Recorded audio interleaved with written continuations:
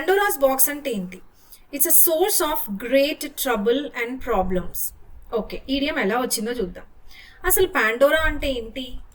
ఇక్కడ మనం స్ప్లిట్ చేయాలి. పాన్ అంటే ఆల్, డోరా అంటే ఈ అమ్మాయి పేరు. ఇమేజ్ చూడండి. అసలు సృష్టి అనేది ఎలా మొదలైంది అంటే ఫస్ట్ ఒక గర్ల్ని సృష్టించాడు అనమాట దేవుడు. ఓకే, ఆ అమ్మాయి పేరే డోరా. ఇప్పుడు అమ్మాయి పుట్టింది. ఓకే, అంటే అమ్మాయిని సృష్టించాడు ఎర్త్ పైన.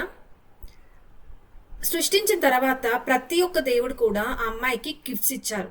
గిఫ్ట్స్ అంటే ఒక బహుమతి ప్రతి ఒక్క గాడ్ నుంచి వచ్చింది.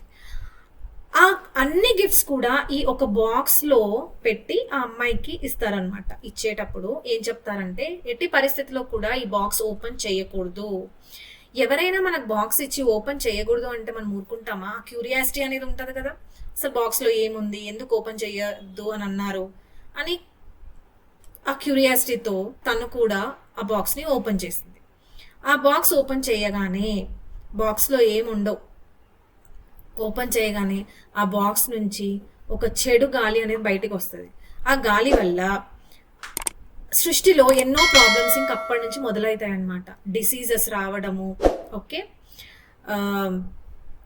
తర్వాత పంటలు పండకపోవడము, డబ్బులు పోగొట్టుకోవడము, ఇవన్నీ జరుగుతాయి అన్నమాట. ప్రతిదీ అర్థమవుతుంది కదా?